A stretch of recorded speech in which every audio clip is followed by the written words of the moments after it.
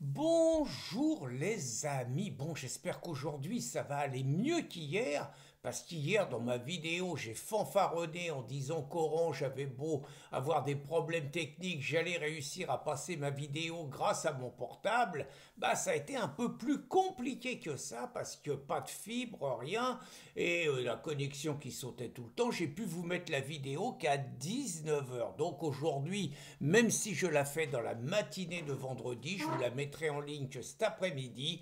Et je remercie vraiment tous les habitués de cette vidéo quotidienne qui se sont inquiétés, qui ont envoyé des messages pour savoir si j'avais pas d'ennui, si j'allais bien, s'ils allaient avoir leur dose quotidienne. Écoutez, ça fait plaisir. Alors aujourd'hui, j'ai envie de vous parler d'un paysan, d'un agriculteur qui s'appelle Sébastien Béraud.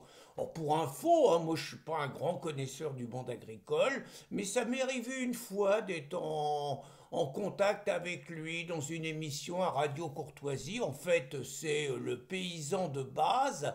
Il élève des vaches, il vend du lait, et puis bon, c'est un bon meneur d'hommes, c'est un mec qui est en dehors des circuits traditionnels, en dehors des organisations syndicales, même si à un moment donné il était proche de la coordination rurale, à un moment donné il s'est dit proche d'Éric Zemmour, mais on sent qu'aujourd'hui c'est un gars qui s'est rapproché de François Asselineau, qu'il a créé un syndicat pour sortir de l'Union européenne.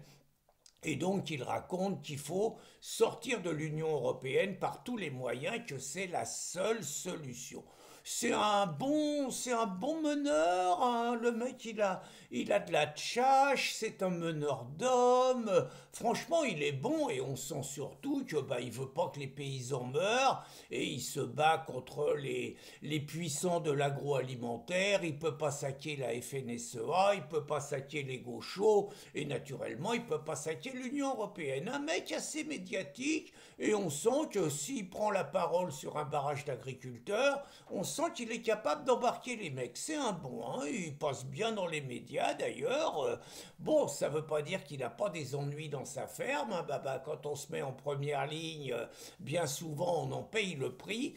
Et là, il vient d'en payer le prix. Le mec, il s'est pris 9 heures de garde à vue. Alors, qu'est-ce qu'il a fait pour se prendre 9 heures de garde à vue?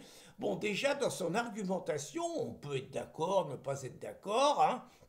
Le gars compare souvent la période actuelle à la période 1940-1945. Et donc, en comparant la période 1940-1945, il utilise naturellement des mots qui ont un rapport avec ça. Alors là, Sébastien, s'il était de gauche, Sébastien, il n'y a pas de problème. On peut traiter de nazi ses adversaires. On peut traiter de pétiniste ses adversaires. On peut traiter d'hitlérien ses adversaires. Il n'y a aucun problème. Toute la gauche le fait depuis des années et il n'y a jamais un mec de gauche qui s'est retrouvé au tribunal pour avoir utilisé ses propos. Mais Sébastien, il n'est pas de gauche, grave erreur.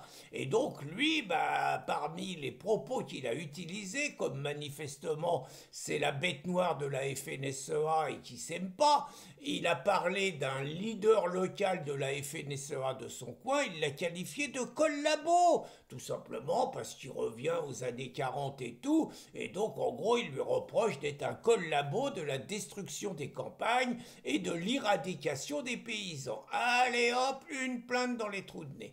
Alors il en a fait une autre aussi, c'est qu'il a qualifié la préfète, du moins les méthodes de la préfète qui a envoyé des forces de l'ordre, il a dit que la préfète lui avait envoyé la Gestapo. Oh, nouvelle plainte dans les trous de nez.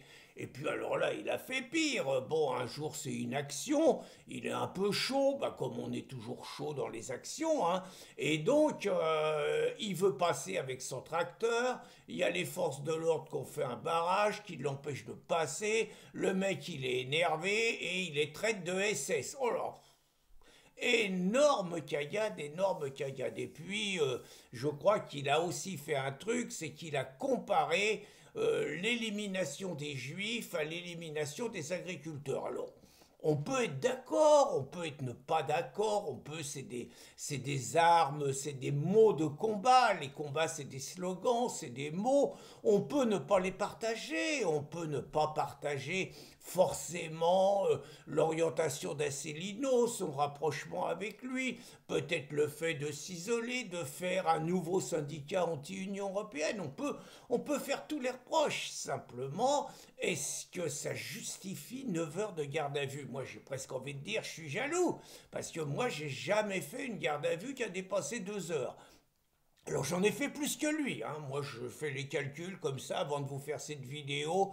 Je pense qu'entre les interrogatoires de gendarmerie, les interrogatoires de police et les interrogatoires judiciaires, je pense que depuis 2011 où ça a commencé, je pense que j'en suis entre 25 et 30, hein. Mais bon, je roule pas des mécaniques pour autant, je m'en serais bien passé. Juste, moi je m'en suis toujours sorti à 2 heures maxi. Pourquoi aujourd'hui le mec il se prend 9 heures? Parce que c'est le nouveau truc.